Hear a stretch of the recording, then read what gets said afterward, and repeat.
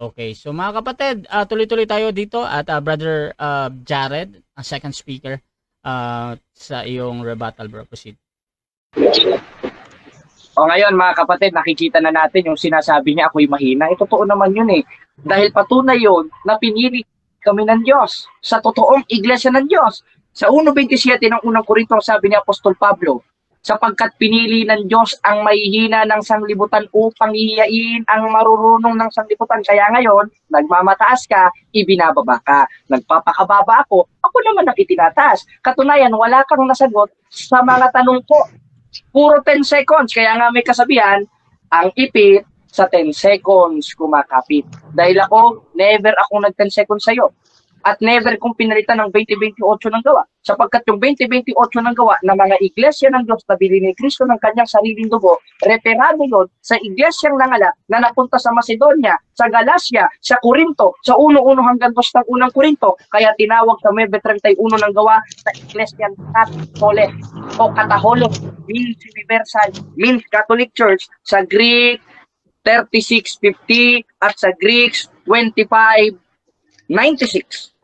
Ngayon, natutulan niya ba? Wala siyang naigiba. Kaya welcome na welcome ka. Ako mismo magkakatikay sa iyo, kapatid na Jules. Puntahan kita dyan sa Pampanga. Sampalin natin ang aral si Daniel Rason. O, ngayon, sinasabi niya, ako tuw'y gumagawa ng masama. Hindi ako gumagawa ng masama. Dahil kahit kailan, hindi magiging konsideradong masama yung sumusunod sa 15:2 ng unang Korinto na dapat ugaliin sa tunay na simbahan na siyang haligit sa liga ng katotohanan. At yun ang iglesia ng Diyos o mga iglesia ni Kristo sa D6 ng Roma na nangalat na sa Mebe 31 ng gawa, tinawag na Iglesian Catholicos o Katoliko, means universal, means Catholic Church. Sapagkat itinayo yun ng 1st century. At ayon sa istorya, wala namang iglesyang itinayo ng 1st century ayon sa tinanong ko sa kanya na hindi niya nasagot sa The New Book of Knowledge Encyclopedia, Volume 16, page 287, kundi ang Catholic Church. Bakit? The history of the Roman Catholic Church began in Upper Room, Jerusalem almost 2,000 years ago, about 120 person, and the church described that the society that Jesus Christ found. Sa kanila, according sa history, who is the founder of MCGI? Eli Soriano. Ngayon, tinanong ko siya, hindi siya naniniwala sapagkat sulat daw ng tao yan. Yung Biblia, sulat ng tao na ipinasulat ng Diyos eh. Huwag ka na rin mananiwala doon dahil hindi naman pwedeng isulat ng manok yung Biblia. Isinulat rin ng tayo dahil huwag mo naman sabihin si Apostol Pablo at mga propeta ay Diyos.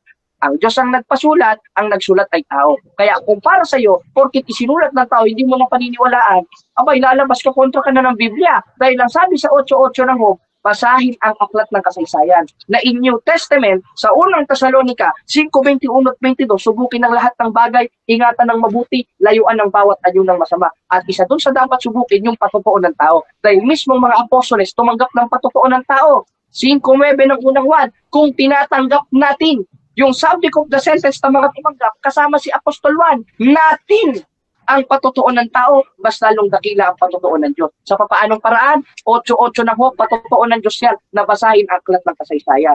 Na ang mababasa natin sa kasaysayan, wala nang ibang itinayo ang ating Panginoon Kristo na itinayo sa Jerusalem, kaya nga sinasabi ni Bro Eli Soriano, magmula sa Jerusalem, lahat ay inyong libutin at aralan ng magaling. O ngayon, nagkumpisa kami sa Jerusalem, itinayo kami ni Kristo sa Jerusalem, napunta sa Corinto, napunta sa Roma, 1:7 ng Roma, napunta sa Espanya, at yung nasa Espanya, napunta sa Pilipinas. At ayon sa kasaysayan, sa sulat ni Sonia M. Saides sa pahina 123, the greatest legacy of Spain to the Filipino people is Christianity, especially the Roman Catholic religion. Strangely, this religion founded by Jesus Christ. Itinayo ng ating Panginoong Jesucristo. Paano mo ngayon tututulan yan? O ngayon, babasahin niyo yung 22:18-19 ng Apokalipsis. Yung Apokalipsis ang tinutukoy dyan.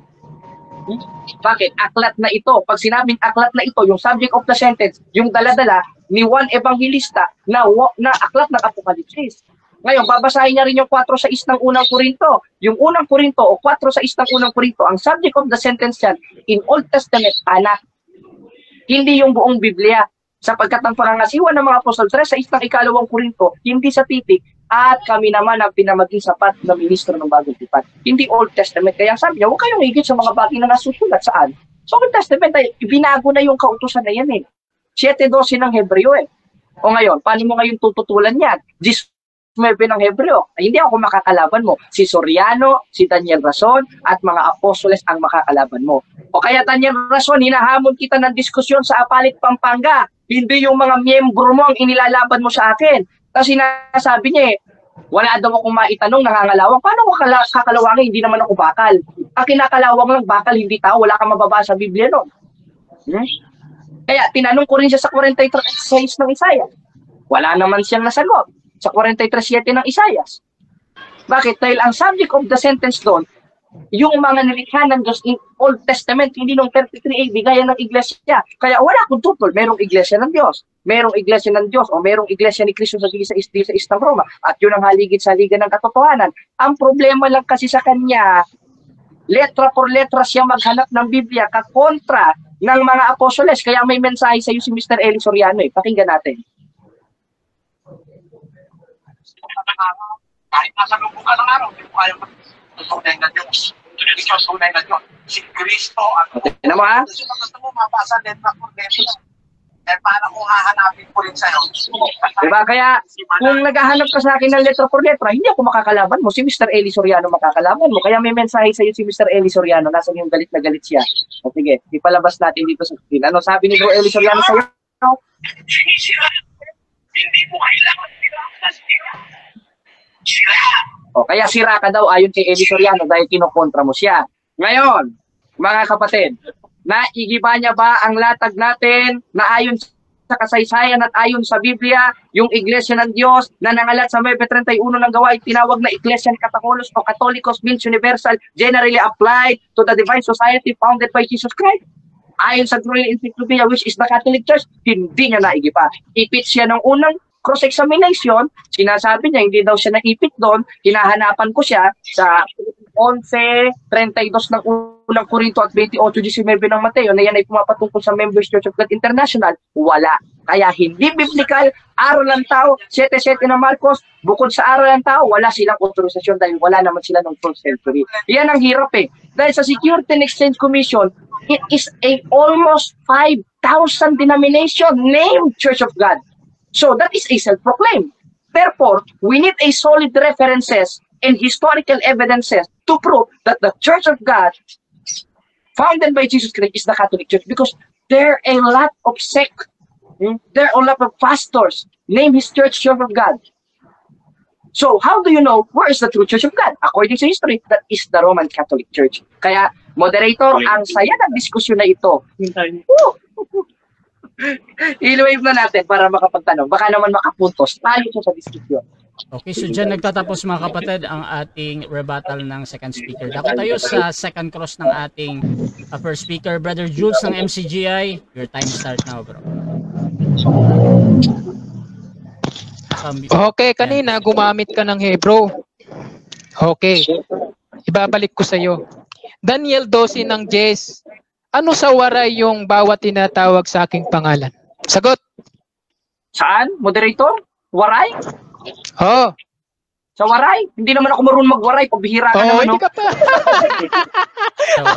Dahil hindi naman. Objection, moderator. Objection mo na. Wait lang. Brother Jared. Hindi naman originated, translated ang Biblia sa waray. So ganito bro, ngayon, ganito. magtanong ka ng maayos. Ay, nako. Okay. Bro Jules, meron kang counter. Sige bro. Oo. Sa Biblia kasi, Brother Russia, pinapahintulutan hanggang 3 wika. 3 wika. Gumamit na siya ng Hebreo at saka Tagalog. Gagamit din ako ng waray sa kanya. Okay. So ganito, doon sa tanong ni Jules, tinatanggap ko naman yun as a valid question. However, dito kay Brother Jared naman nasagot, sabi niya, ay yung wala, pinapayagan ko din yun yung sumagot ng wala ba or yung hindi niya alam yung waray. So, proceed lang sa pagpapaliwanag bro, Jared. Bakit? Dahil hindi naman ako waray. Tagalog ako. Pero malinaw na malinaw sa 43:7 ng Isaias, hindi niya naintindihan ang kahulugan ng prositention. Gaya ng binanggit natin kanina. Kaya binabalik niya sa akin dahil gusto niyang maka-score. Naka-score ka Next nga, question. sala naman. Kaya bakit siya Next question. Okay. Ibig sabihin, Jared, hindi mo naintindihan yung wika na pinapahayag ko sa'yo? Yes or no? No, bakit? Dahil No. maliwanag na maliwanag, naintindihan ko yan. Nasa 43:7 ng Isaias, bawat tinatawag ng Diyos sa kanyang pangalan ay yung kanyang nilikha sa kanyang katwiran. Kaya huwag kang lilipat sa Daniel kung ang tinatanong mo yung 43:7 ng Isaias. Kaya naintindihan ko yan, hindi sa waray dahil hindi naman ako waray. Ang alam ko lang, iyawat na. Okay. Next question. Okay, next question tayo. Ano sa waray yung tinatawag, bawat tinatawag sa aking pangalan? Sa waray? Sa waray. Hindi ko alam, dahil hindi naman ako Hindi daw waray. niya alam. Hindi alam. Okay, next question tayo. Hindi naman ako waray. Ano sa waray yung Wait lang, binili sumasagot ng pa bro. dugo? Wait lang bro, So, sumasagot. sagot ako. Proceed. Bakit? Dahil napakaliwanag sa 43:7 ng Isaias, originated yan in Greek o in Hebrew because that is a Old Testament book na hindi mo nasagot yung pronunciation ng salita na yon. Ngayon, kung tatanungin mo ko sa waray, ay nako, defensive strategy mo na lang yan para palabasin na wala akong Next alam question. dahil hindi naman talaga ako marunong mag-Bisaya. Next question. Okay, inaamin mo hindi ka marunong magwaray ng wika. Ano sa waray yung binili ng dugo ni Kristo sa Gawa 20:28? Sa waray? Ano daw sa Sa waray? waray, moderator, sa waray, Yes, sabi boss. ko sa iyo, hindi naman ako waray eh. Hindi Tanungin daw. mo ko sa hindi sa waray. Kung gusto mo, ito. Sasagutin natin. Ayon sa waray, puti salin sugit hini, batay ang kamot nga, ginhatag haiyungan, pagdumara ha iglesia nga iya, ginpaka matahong pinaagihan iya kaugalingon nga dara diri Next question. na pinaagi. 20 seconds. Okay, next question. Waray ba yan o Bisaya? Ewan ko, di nga ako marunong magwaray. Pero Ibig iba sabihin, ito, yung okay. instant ko Wait lang. na ang tunay na iglesia ng Diyos, ayon sa Biblia, na itinayo ng first century sa may 31 Okay. ng gawa, ay tinawag na Iglesia Katahol Catholic Universal means Catholic Church. Yan ang Okay na, ipit na. Wait lang, wait lang. Ipit na. May next Pumupunta ka question. sa wari. Next question. Okay, Question next lang question bro. kasi naiipit na ako. Tinatanggap mo ngayon, sumasagot ka ng hindi mo nalalaman. No! No. Hindi ko tinatanggap dahil isinerch ko nga kasi para malaman ko dahil ang utos, unang Tesalonica 5:22 o hanggang 21 may subukin ang lahat ng bagay. Kaya sinubok ko, bagamat di ako marunong magwaray, sinubok ko magwaray. Eh kung hindi mo na intindihan, hindi ka tunay na waray. Tagay ka. Okay, Kaya, next question. Wait lang. Yung bang Wait lang, wait lang. mo, Hindi pa tapos bro.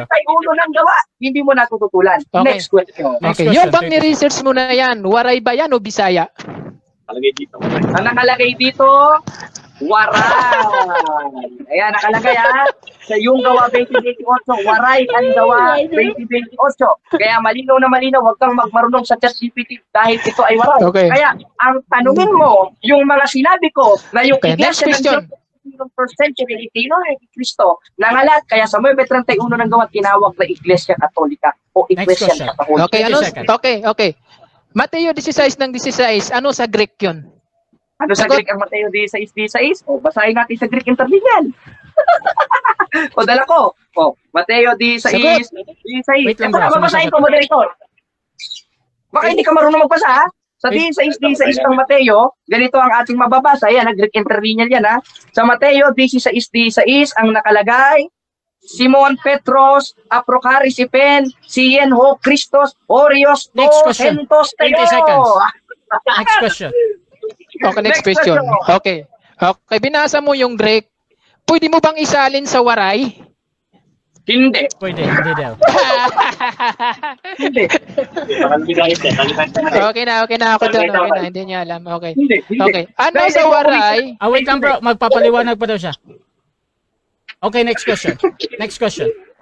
Okay, next question. Pinapawisan na si Jared. No? Ano sa waray yung iglesia ng Diyos? Batay sa unang Korinto 2 ng 32. Ano sa waray yon? Ano daw O sa basahin waray? na lang natin sa Greek, hindi sa waray, dahil di ko alam sa waray eh. Ang Objection, nakalagay sa- Mr. Moderator. Objection, Mr. Moderator. objection. Wait lang. Wait lang bro, Jared. Wait lang bro, Jared Objection, Brother Jules. Ano yan bro? Ano object ko? Kumamit siya kanina ng Hebro. Kaya ginagamitan ko rin naman siya ng waray Okay, para okay. maging patas kami. Okay, O, okay. hindi niya alam. Sasagot siya. Okay, so ganito mga kapatid. Ang objection dito, yung sa waray daw, ano sa waray. Brother Jared, may counter objection ka or hahatol na ako?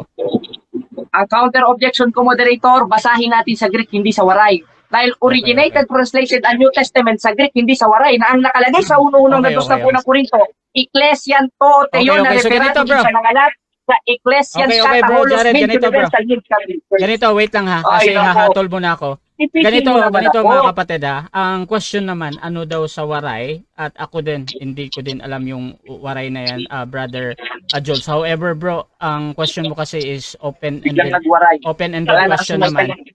Wait lang, brother Jared. So, proceed ka lang sa sagot, bro. Ano sa waray? Tapos, mag-object na lang si brother Jules pagkatapos niya magpaliwanag kung wala talaga siyang nabanggit na waray, ha? Brother Jared, proceed ka, bro. Sagot. Okay, ang sagot ko sa original translation natin basahin. Dahil ang Biblia originated, translated in New Testament sa Greek, hindi sa waray. Dahil ang mga apostoles hindi naman waray. Ang nakalagay, Ecclesian to Theo Corinto. At yung Ecclesian to Theo na yun na nangalat, referado sa 9:31 ng gawa sa La Sagrada Biblia na Iglesia Katolika Apostolika Romana. Kaya, Jules, kung hindi ka na makaka-score, ginagamit mo na lang yung waray-waray mo. Baka Next mamaya question. mag-save 20 ka na seconds. para maisip. Okay, next question. So Last 1 tinatanggap minute. mo, no, na hindi mo alam ang wika ng waray ayon sa Biblia. Tinatanggap mo ba daw na hindi mo alam? Yes, hindi po. Yes. Pero basahin okay. natin sa original translation sa Greek. Sapagkat originated ang New Testament sa Greek. Paulit-ulit ko nang binabasa. Weber 31 ng gawa, Ecclesian Catholicos o Catholicos generally applied to the divine society founded by Jesus Christ, which is the Roman Catholic Church, referred to the Church of God in 20:28 of Next question. 20 seconds. Okay, next question. Next question. Unang Timoteo 3 ng 15, ano sa waray? Ano sa waray yun? Ano pa no? Ano daw sa waray yung... Sa unang Timoteo 3 ng 15, ano sa waray yun? Ano yung sa waray? Ang nakalagay sa original translation sa Greek. Objection, Mr. Moderator. Objection, time stop, time stop. Pinapasagot ko siya sa waray yun. Wait lang, bro, Jared. Wait lang, bro. Wait lang, bro, Jared. Bro, Jules, anong objection, bro? Pinapasagot ko siya sa waray, hindi sa sa Greek o Hebreo. Sa waray ko siya pinapasagot. Unang Timoteo 3 ng 15, ano sa waray? So, ang tanong dito yung sa waray. Brother Jared, may counter objection ka or hahatol na ako? Ang counter objection ko, moderator, basahin natin sa original translation sapagkat Okay. ginagawa niya yan para maipit ako pero never kang nakaka-score. Okay, Kaya ang okay. So, translation ganito. ng unang Timoteo sa Greek, Okay, which is ganito. original translation, Wait lang. Okay na, bro, Jared, ganito, bro. So, ang sa objection dito, bro, yung sa waray ba, actually, ang moderator hindi din alam yung mga salitang waray. However, again, naghahanap siya ng waray dito, brother Jared. Sasagot ka ba ng 20 seconds, bro, or 10 seconds lang? Sasagutin ko categorical. Moderator. Wala yung categorical, bro. Ano yun? Anong waray daw? So, proceed ka, bro, kung sasagot ka, bro. Tapos, brother Jules, kung wala kang nadinig na waray, mag-objection ka lang pagkatapos ng 20 seconds. So, proceed ka, brother Jared. Okay, ito sagot ko. Kung sa waray, hindi ko alam sapagkat di naman yan ang original na translation sa New Testament. Sapagkat originated yan in Greek, hindi sa waray. Na ang nakasulat, dito mismo sa ating mababasa. 7 minutes Ah, time. kaya. Time. Okay, so, Ayan, dyan nagtatapos hirap-hirapan mga mo. kapatid ang ating second stage ng debate. Mute muna kayo mga kapatid, ha. So, dako tayo sa ating final conclusion. Mauna dito si Jared, mahuhuli naman si Brother Jules. Before natin puntahan ang ating final conclusion, syempre shoutout muna sa ating nasa live kay Boy Yonsal, Mr. Moderator, shoutout daw. Ayan, kay Emmanuel Gimao. Next question mo, bro Jared, wala nang kwentang kausap si Boy Waray. Shoutout din kay MGF Bert. Dili siya sa Sagrada Biblia kay tao daw ang nagsulat, pero sa waray siya translation kay ang Dios guro ang gasuwat sa waray. Nagpakauwa man si Jules oy. Shoutout din kay Part Maria. Ang hirap pag-ipit na pinipilit ang waray na hindi naman national language sa Pilipinas. Shoutout din kay John G. Argawanon. Sumagot si Jared, wala sa tanong. Shoutout din kay Elisa Bactani. Ito, puputol ko pisot mo Jared Almoranas kung may mabasa ka sa Greek na Ecclesia Catholicos. Shoutout din kay Felix Panya Pantoja, nagkabuang naman ni na pastor out of topic. Shoutout din kay Dabester ko, Rasha, wag kang sinungaling, waray ka.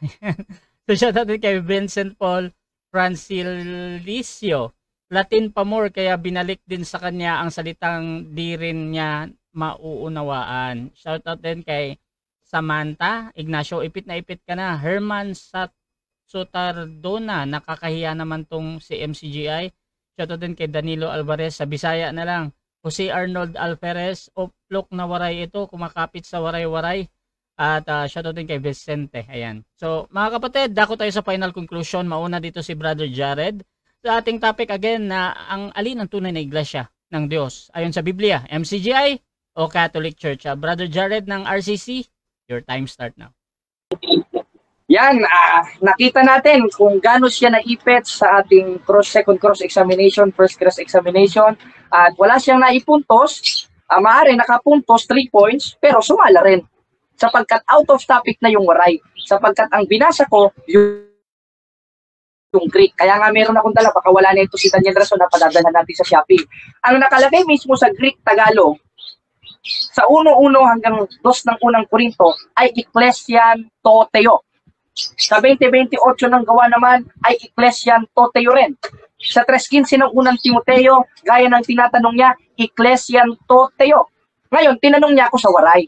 Ngayon, yung mga apostoles, lalo na si San Lucas sa 20:28 ng gawa, ano ba ang kanilang lengguwahe? Waray ba? Hindi. Ang kanilang lengguwahe na sinusulatan niya si Teofilo, ang ibig sabihin ng Teofilo, yung Teofilo, God's friend, na originated in Greek, hindi naman sa waray.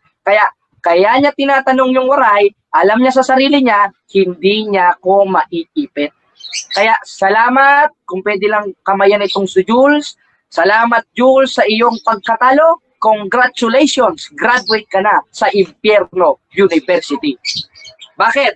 Dahil ayon mismo sa iyong puno na si Eli Soriano, ang original translation na New Testament ay Greek, hindi waray. Kaya sa pagtananong mo, kinakalaban mo yung puno mong si Eli Soriano. Naku naman, Jules. Kala ko pa naman, maiipit mo na ako sa last stand. Ngayon, pakinggan natin si Mr. Eli Soriano. Ano sabi ni Mr. Eli Soriano? Pakinggan natin. Yan yung tinatawag na konting sinay. Yung Biblia na yan, 1,000 batak na kapitan yan. Ano nakasulat yan sa mga nakatagdag na sulat yan? Greek. Yan sa Grego. Oo, Grego.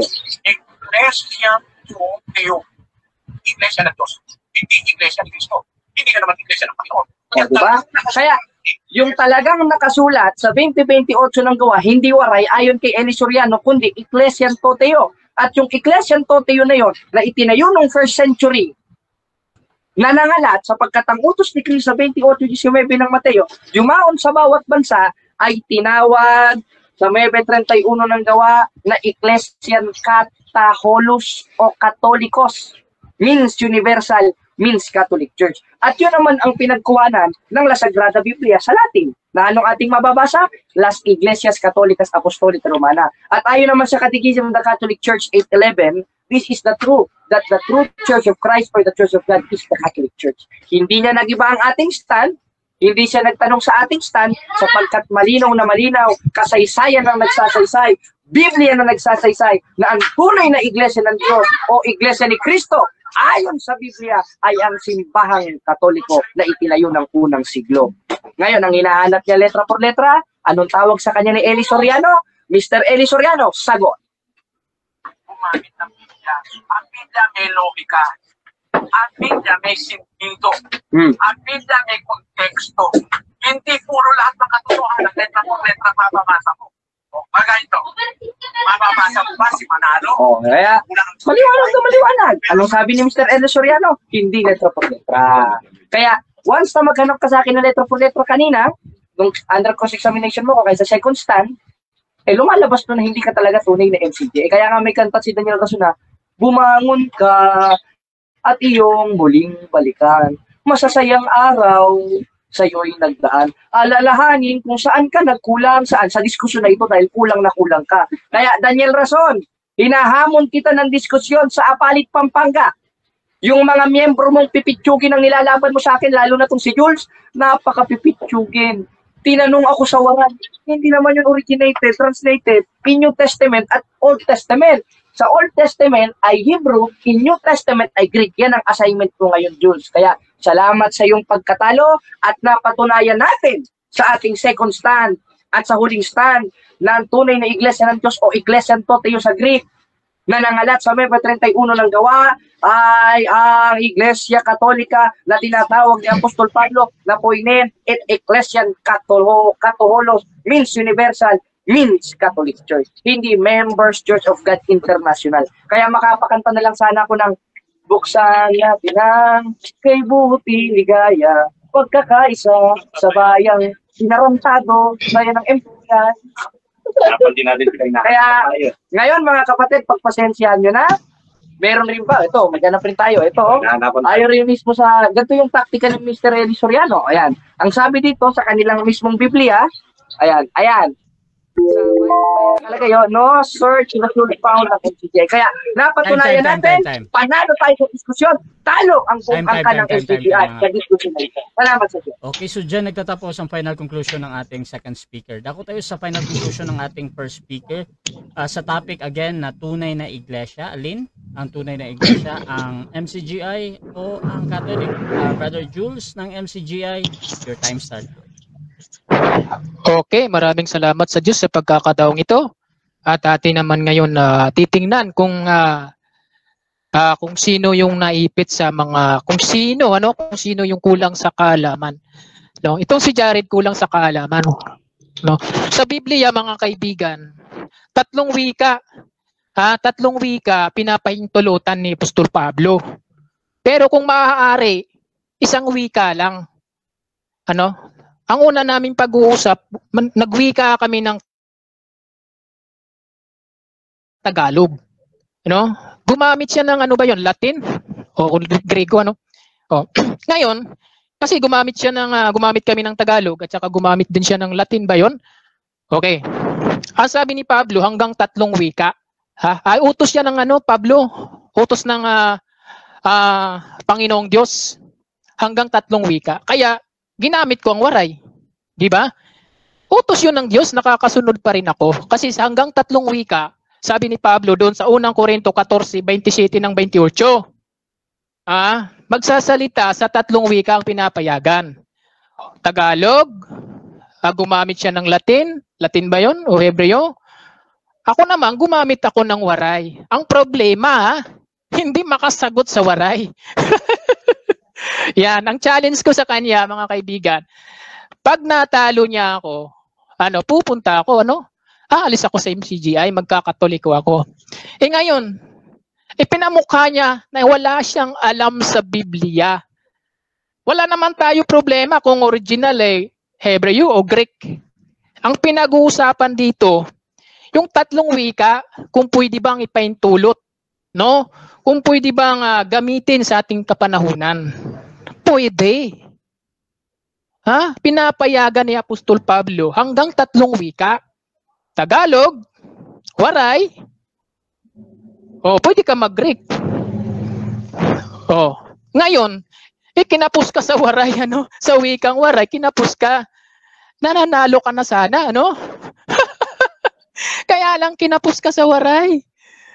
Kasama yun sa 3 wika, yung waray na pinag-uusapan natin. Ibig sabihin, kaibigan, mag-aral ka ng waray. Lalo na kung waray ang kalaban mo. Okay? Jared, sa unang stand natin, wala kang nagiba. Pangalawang stand, gumamit ka ng mga sulat ng tao. Paano mo mapapatunayan yan? Na sulat ng tao. Ang sabi doon sa Kawikaan, 3:7, tumiwala ka sa Panginoon at huwag sa sariling kaunawaan. At doon sa Jeremias 17:5, sumpain ng taong tumitiwala sa tao. Tumitiwala ka pala doon sa mga sulat ng tao. Wikipedia na yan. Yan ang binabasa mo, hindi aklat ng Panginoon. Basahin mo kasi ang aklat ng Panginoon, Isaias 34:16. Ang sabi doon, basahin nyo ang aklat ng Panginoon kahit isa sa mga ito, hindi magkukulang. Ano ang ginawa mo? Anong pinagbabasa mo? Aklat ng tao. Aklat ng tao, susumpain ka ng Diyos. Di ba? Di ba? Jeremias 17 ng 5, sumpay ng taong tumitiwala sa tao. Nagtitiwala ka doon sa sulat ng tao, anong tawag sa'yo? Kaya kasumpa-sumpa ka sinumpa ka na. Kasi nagtitiwala ka sa hindi naman Biblia yung pinagbabatayan mo. Kaibigan, isa pa, yung ginamit mong Biblia, sabi doon sa 2 Pedro ng 3 ng 6, isinisinsay ng mga di nakakalam. Gayon din ang ginagawa sa ibang kasulatan. May posibilidad yung mga ginagamit mo, isinisinsay ng mga di nakakalam, katulad mo, isinisinsay mo. O ngayon, talo ka kaibigan. Aalis ka na ba sa Roman Catholic? Yan ang usapan natin, aalis ka. Kasi wala kang alam sa Biblia no? Ang waray, ginagamit yan, wika yan Ang salitang waray, wika. Tagalog, wika. Greek, wika.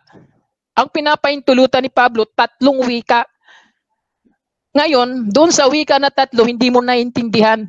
Ibig sabihin, kaibigan, pwede kita kantahan. No? Ganito na lang kanta natin. Ave Maria, punong-puno ka ng grasya. Aba, si Maria, punong-puno ng grasya. Pambihira to si Jared.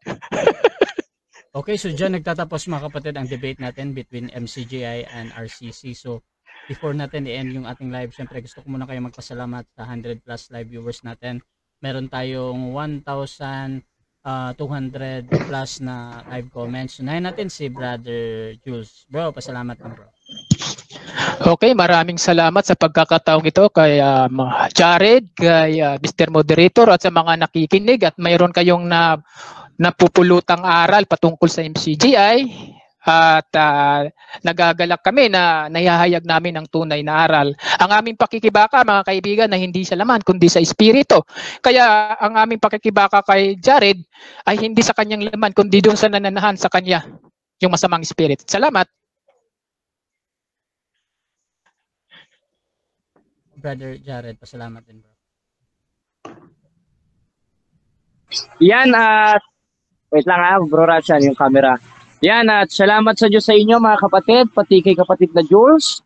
At congratulations sa kanyang pagkatalo at advance happy anniversary sa impyerno ayon sa 10:27 ng Hebreo. At sama-sama rin nating i-follow ang punto por punto, ang Russia TV at magkaisa tayo mga kapatid sa pakikipagbaka. At napatunayan natin sa oras na ito, talo siya. Kaya ang ipit sa waray kumakapit. Yan ang nasasabi ko. Russia TV, gusto din magpasalamat sa lahat ng sumusuporta at laging naniniwala pa din sa ating pagmumoderate. Kung gusto nyo sumali sa ganitong gawain or maghamon man sa dalawang ito, so merong hamon dyan sa comment box sa dalawang ito, si Brother Jules at si Brother Jared. Pwede nyong tingnan mga bro at pwede nyo akong gamitin as mediator sa inyong pag-usap basta sumasang-ayon lang kayo sa lahat ng patakaran dito sa aking platform mga kapatid. Kasama doon yung kondisyon ng ating mga debatista at syempre yung inyong obligasyon sa platform. So maraming salamat mga kapatid at please subscribe yung ating YouTube channel Russia Debates TV dahil ang debate na ito pupunta doon at syempre you can follow this both gentlemen mga kapatid kung gusto nyo magsuri sa MCGI nandyan si Brother Jules. At kung gusto nyo magsuri sa Catholic, nandyan si Brother Jared. At please paki-follow din ako dito sa aking profile mga kapatid dahil dito ako laging nagla-live. So maraming salamat. This is Admin Russia ng Russia TV and we're out.